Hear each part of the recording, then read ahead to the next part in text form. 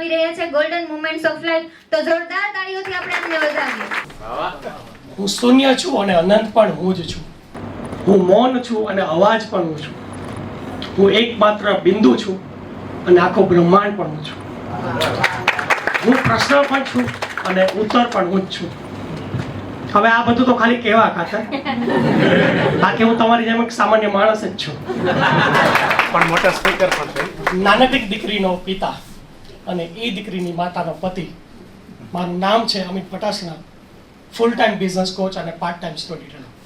આજે હું તમારી સમક્ષ golden moment of our life લઈને આવી રહ્યો છું. તમારા બધાના જીવનમાં ક્યારેક ને ક્યારેક સોનેરી પળો આવી હશે, અને નહીં આવી તો ચિંતા નહીં કરતા, આવશે. બરાબર છે. મારા માટે સૌથી અગત્ય જીવનની ગોલ્ડન મોમેન્ટ એ છે 18 જાન્યુઆરી 2020. એ દિવસે હું એક દીકરીનો પિતા બન્યો. એમ કહેવાય ને કે જીવનમાં જ્યારે કોઈ પણ વ્યક્તિ દીકરીનો પિતા બને ને પછી એને ગોલ્ડન મોમેન્ટની જરૂર ના પડે, કેમ કે પછી એને આખી જિંદગી સોનેરી થઈ જાય.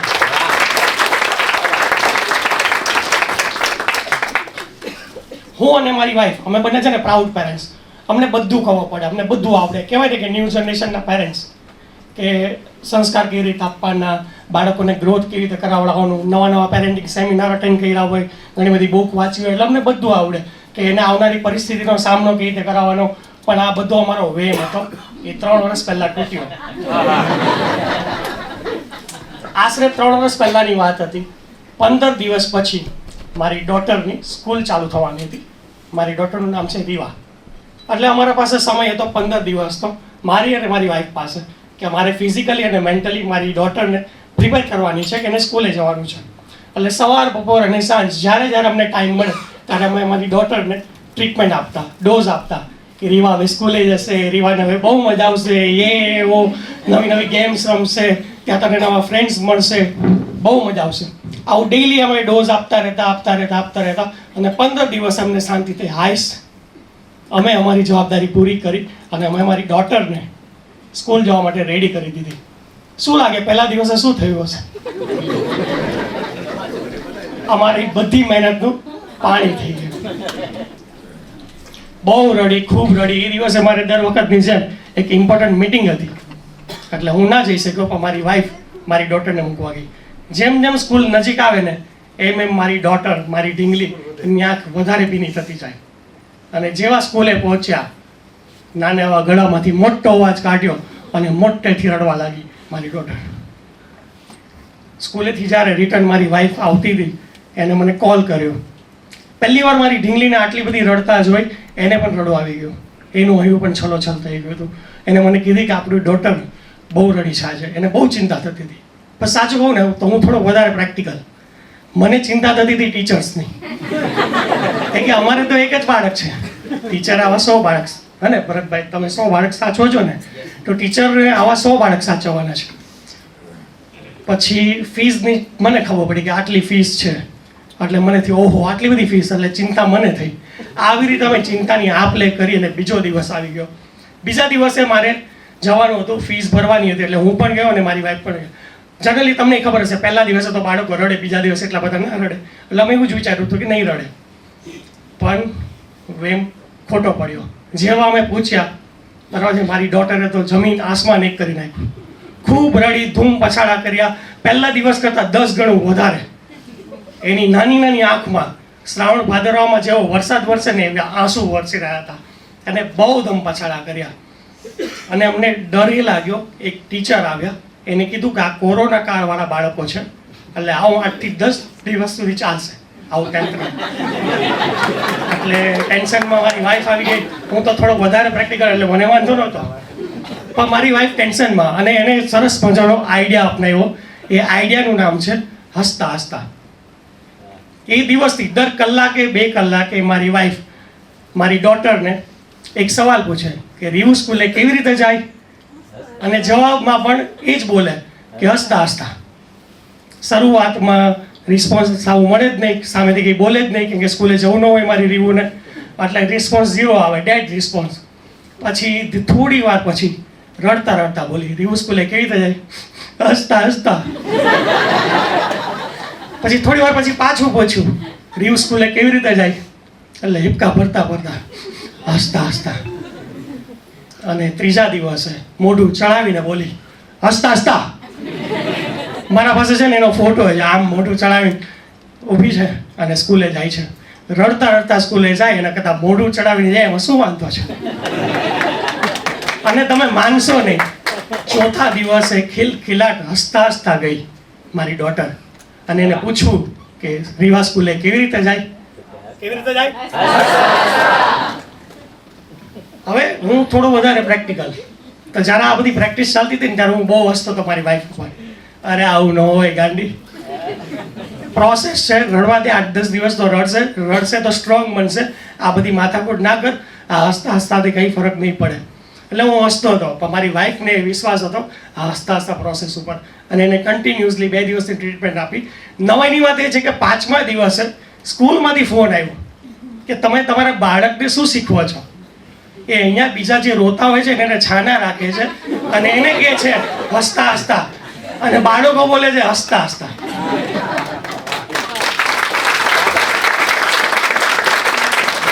નાનું એવું બાળક, 2.5-3 વર્ષનું બાળક જો ધારે ને તો લોકોના જીવનમાં બદલાવ લાવી શકે, તો આપણે તો કેટલાના જીવનમાં બદલાવ લાવી શકીએ.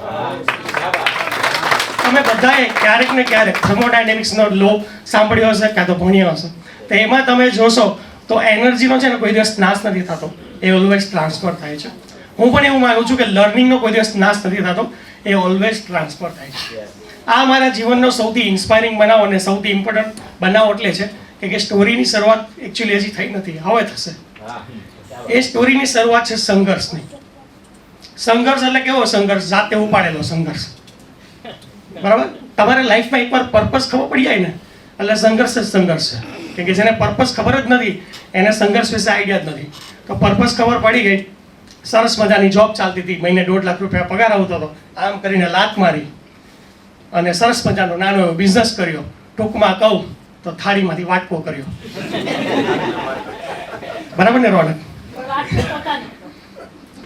પછી શરૂઆતમાં તો બધું સ્મૂથ રહ્યું, પછી ધીમે ધીમે સંઘર્ષોની શરૂઆત થઈ, જેમ બોલિવૂડ મૂવીમાં થાય એમ. લોનના EMI, સેલરી ટાઈમ પર આપવાની હોય તો પેમેન્ટનું પ્રેશર આવે, પછી જે ક્લાયન્ટના પેમેન્ટ લેવાના હોય એ પ્રોપર ટાઈમ પર ના આપે, થોડા ઘણા ફેમિલીના ઇસ્યુ, આવા બધા સંઘર્ષો ચાલતા હતા. કહેવાય ને કે બહારથી એકદમ શાંત અને અંદરથી એકદમ ઘોંઘાટ, મનમાં કન્ટિન્યુઅસલી કંઈક ને કંઈક ચાલ્યા રાખતો. હમણાં થોડા દિવસ પહેલા ખબર પડી એને ઓવર થિંકિંગ કહેવાય. બરાબર?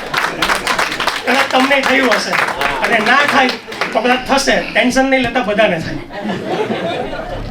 સો આ બધી પરિસ્થિતિમાં છે ને ઝૂંઝતો હતો. તમને બધાને ખબર હશે કે મા બાપ છે કે દીકરી છે, આના ઉપર બધા કવિ ઘણું બધું લખી ગયા, બસ દીકરા રહી ગયા. ખરેખર દીકરાની પરિસ્થિતિ છે ને, દીકરાના જીવનમાં ઘણી બધી પરીક્ષા આવે. નાનપણમાં એ સૌથી લાડલા હોય, પછી ધીરે ધીરે બધાથી દૂર થઈ જાય. 16 થી 21 વર્ષ તો છે ને એને બધાનું સાંભળવામાં જ જતું રહે. 21 થી 26 વર્ષ એને જિંદગી ડરાવે, પછી એના લગ્ન થઈ જાય, પછી એક દીકરો અને એક પતિ 2 ભાગમાં વેચાય જાય.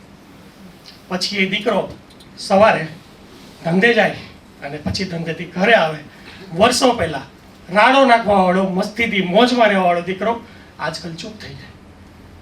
તો આવી બધી પરિસ્થિતિમાં હું ઝૂંઝતો હતો અને એક દિવસે સવારે વહેલો ઉઠીને ઓફિસ જવા જતો હતો. એ જ બધી વસ્તુ મગજમાં ઘોંઘાટ ચાલતો હતો, બધા પ્રોબ્લેમ્સ ચાલતા હતા, EMI આ તે, ફેમિલીના થોડાક પ્રોબ્લેમ, બસ ખાલી રડવાનું જ બાકી હતું. અને નક્કી કર્યું હતું રડીશ તો નહીં જ, કે સમાજની દ્રષ્ટિએ રડતો પુરુષ કમજોર કહેવાય. પણ આ બધી વસ્તુ મારી ડોટરે ઓબ્ઝર્વ કર્યું. એ સોફા પર બેઠી હતી, સરસ મજાના 2 ચોટલાવાળી હતા, એને સ્કૂલે જવાની જે વાર હતી, રેડ અને ક્રીમ કલરનો સરસ મજાનો યુનિફોર્મ પહેર્યો હતો, એના ગળામાં 4 ઘૂંટડામાં પૂરી થઈ જાય એવી બોટલ હતી. એને બૂમ પાડી, પપ્પા. આવી પરિસ્થિતિમાં કોઈ પણ વ્યક્તિ પાછળ તો જોવે છે. એટલે જોયું, જનરલી છે ને મારી ડોટર મને પોપ્સ, ડેડી, એમ્સ એવા નામે બોલાવે. એ દિવસે એને મને પપ્પા કીધું. કોરા રણમાં વરસાદ વરસ્યો હોય ને એવું ફીલ થયું. મેં પાછળ જોયું, 180 ડિગ્રી હાથ ફેલાવ્યા એને, અને 120ની સ્પીડે મારી સામે દોડતી આવી. એક એક ડગલું એનું આગળ વધે અને મારી હૃદયનો ધબકારો એક એક વધતું જાય એવું મને ફીલ થતું હતું. અને હું નીમ પર બેસી ગયો. એને મને હક કર્યું, ગાલમાં સરસ મજાની વાલી વાલી કરી અને મને કાનમાં કીધું, પપ્પા, હસતા હસતા.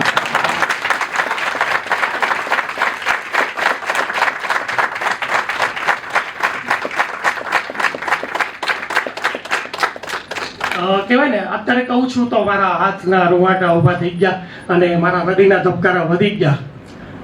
મારી વાઈફે મારી ડોટરને હસતા હસતા સ્કૂલે જતા શીખવ્યું અને એ ડોટરે સ્કૂલમાં બીજાને રડતા રડતા જે આવતા હતા એને હસતા હસતા કર્યું. અને એનાથી અગત્યનું, મને હસતા હસતા જિંદગી જીવવાનું શીખવ્યું. કોઈ પણ બાળક માટે સૌથી વધારે અઘરામાં અઘરો ને મોટો પ્રોબ્લેમ શું હોય છે? સ્કૂલે જવું. 10 થી 15 દિવસમાં તો એ હસતા હસતા સ્કૂલે જતા થઈ જાય છે અને આપણે નાના નાના પ્રોબ્લેમ અહીંયા હસતા નથી. તો હું તમને સવાલ પૂછીશ અને તમારે જવાબ આપવાનો છે. આજથી આપણે આપણા ફેમિલી મેમ્બર્સ અને આપણા સપના પૂરા કરવા માટે મહેનત કેવી રીતે કરશું? જીવન કેવી રીતે જીવશું? સવારે વહેલા ઉઠીને કસરત કેવી રીતે કરશું? થોડું રડવું આવે ત્યારે રડી લેશું, પણ જિંદગી કેવી રીતે જીવશું? આપણામાં, આપણા કુટુંબમાં, આપણા સમાજમાં, આપણા દેશમાં, આપણી દુનિયામાં પોઝિટિવ બદલાવ કેવી રીતે લાવશું? Thank you so much. My name is Amit Patel.